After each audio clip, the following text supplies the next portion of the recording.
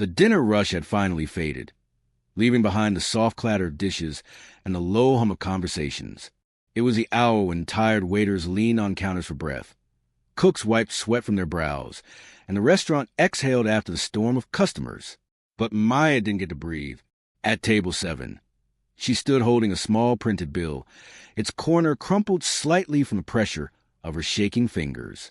She was only 24, but the weight of responsibility had carved quiet exhaustion into her eyes. Even so, hope clung stubbornly inside her chest. She had learned to live on hope. Hope that tips would be enough. Hope that tomorrow would be kinder. Hope that she wouldn't lose her mother. Because today wasn't just another shift. Today was the last day her mother's medication payment was due. And today had been one of the slowest tipping days she'd ever worked. Still, Maya kept her smile soft and polite. Kindness was the only thing she could give without running out. The 4 sharply dressed men at the table didn't bother to look at her when she approached. Their cologne was expensive. Their watches gleamed, and the confidence in their posture suggested they lived in a world where money erased consequences. "Sir," Maya said quietly, "your bill is ready."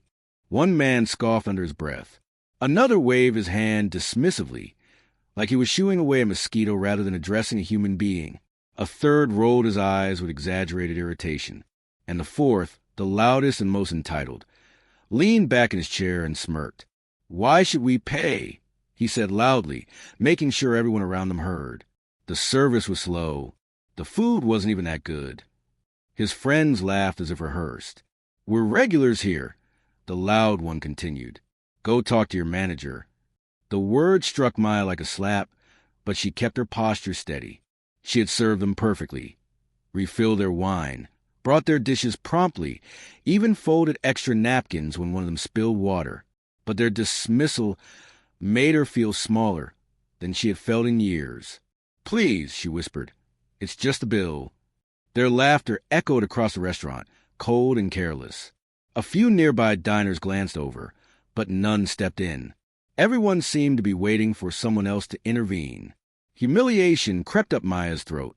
She felt her heart sink so heavily that for a moment she forgot how to breathe. Before she could retreat to find her manager, a voice, steady, calm, and impossibly gentle, spoke from behind her. "Is there a problem here?" The restaurant fell into a hush. Forks paused midair. A couple near the bar turned their heads at the sound, because standing behind the 4 men was Ethan Ward.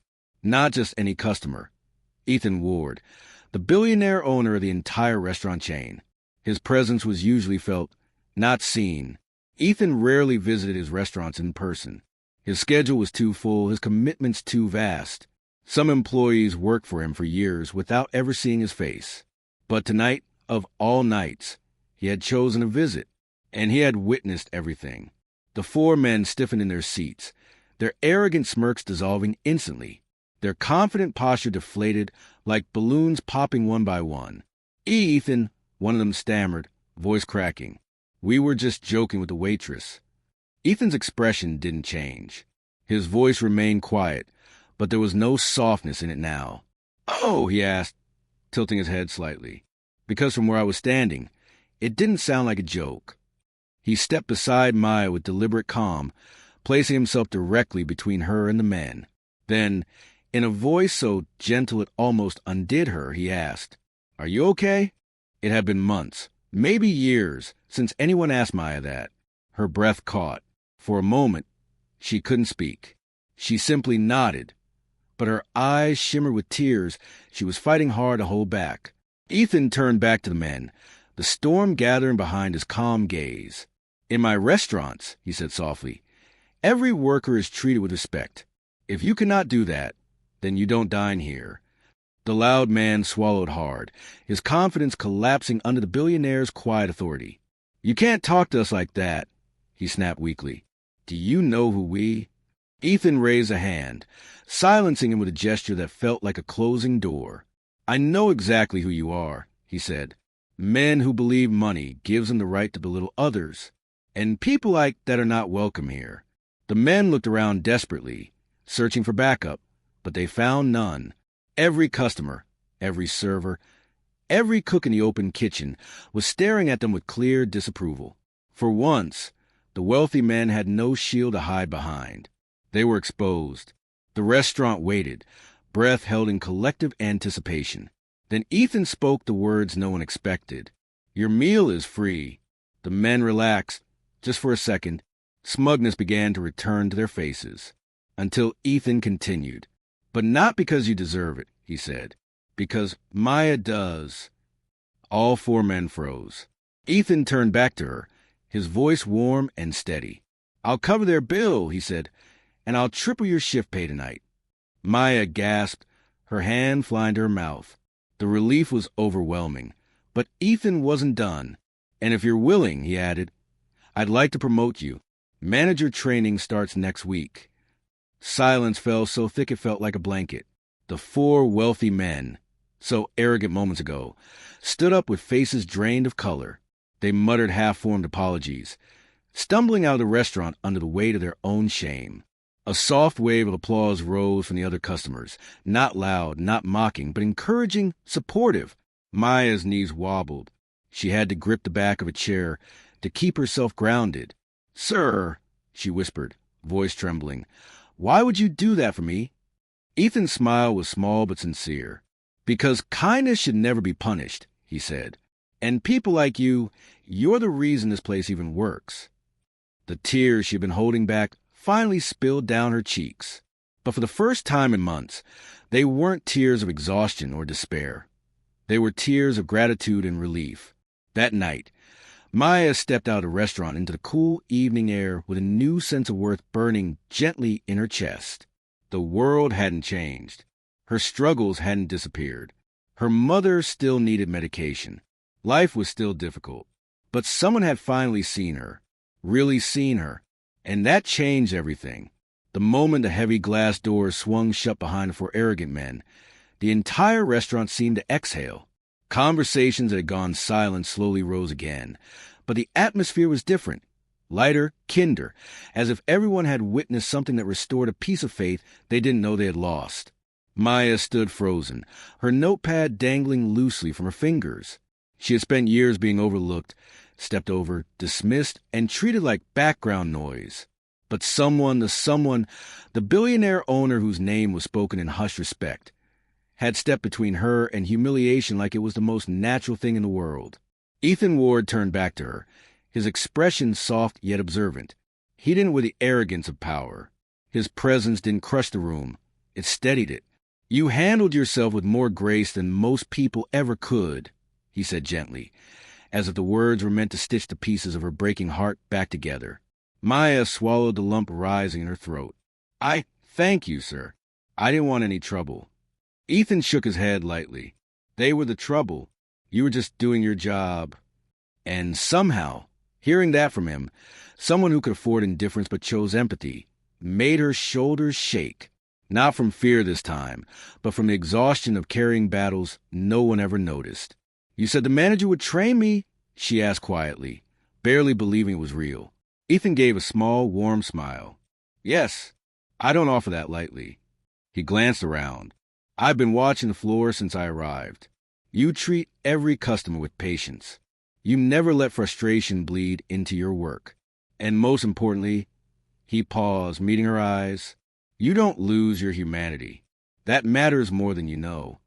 No compliment in Maya's life had ever been so heavy, so precious, so undeserved, and yet so desperately needed. She opened her mouth to speak, but her voice cracked. Ethan gently rested a hand on her shoulder. Not intimate, not heavy, just reassuring. "Take a moment," he murmured. "You've earned it." She stepped aside, breathing shakily. Her co-workers, many of whom had silently endured rude customers themselves, approached one by one, giving her nods of support. Even the chef peeked out from the kitchen window, offering her a rare thumbs up. But what truly broke her was when a couple at table 3 reached out. "Honey," the elderly woman said kindly, "don't ever let people like that make you forget who you are." Maya bowed her head, unable to speak. For the first time in months, she felt seen. Not as a server, not as someone struggling to survive paycheck to paycheck, but as a person who mattered when her shift finally ended. Ethan waited near the front door, hands tucked casually in his pockets. He wasn't surrounded by security. He wasn't demanding attention. He simply stood there with quiet patience. "Heading home?" he asked as she approached. "Yes, sir. It's just a few blocks." "Would you mind if I walk with you part of the way?" he asked. "I want to discuss your training schedule." Her eyes widened. "Oh, of course." As they stepped outside into the crisp night air, Maya expected awkward silence. Instead, the conversation flowed easily. Ethan didn't talk about money or success. He asked about her mother, her dreams, her future. And Maya, who was used to being invisible, found herself speaking openly. "I've always wanted to do more than serve tables," she admitted softly. "But life doesn't give you many chances when you're just someone like me." Ethan slowed his pace, turning to her with serious expression. "Don't ever say you're just anything," he said. "Circumstances don't define a person. Choices do. And I saw your choices today." She blinked fast, fighting the sting in her eyes. "I only did what anyone would." "But not everyone does," Ethan replied. "That's the difference." They reached the corner, where their paths split. Streetlights glowed softly, bathing the sidewalk in a warm yellow haze. "Before I go," Ethan said, handing her a crisp envelope, "this is an advance for your training position. Use it to take care of your mother's medication." Maya stared at the envelope, her hands trembling. "Sir, I couldn't." "It's not charity," Ethan said gently. "It's preparation. I need my managers focused, not worrying about bills they can't pay." Tears rose again, but this time they spilled freely. "Thank you," she whispered, "for everything." Ethan nodded once, warm but steady. "You earned this, Maya. All of it." With that, he stepped back, offering her a small, reassuring smile before turning toward his car. Maya watched him go, the night feeling different than any she had ever walked through. Brighter, softer, possible. She clutched the envelope to her chest, the streetlights reflecting in her tears.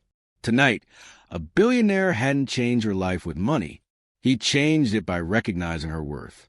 When she arrived home, her mother, frail, gentle, and wrapped in a thin blanket, looked up from her chair. "You're home late," she said softly. "Hard night." Maya knelt beside her, took her mother's hand, and for the first time in a very long while, she smiled. "No," she whispered. Tonight was a good night, a life-changing night. Her mother brushed a thumb across her cheek. "Something happened, didn't it?" Maya nodded slowly. "Someone finally saw me, Mama."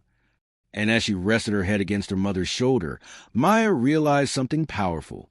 Sometimes blessings don't come loud or grand. Sometimes they arrive quietly, in the form of someone who chooses kindness when it would have been easier to look away. And kindness, true kindness, changes everything. If this story touched your heart, remember, respect isn't earned through wealth. It's proven through character. And kindness will always be priceless.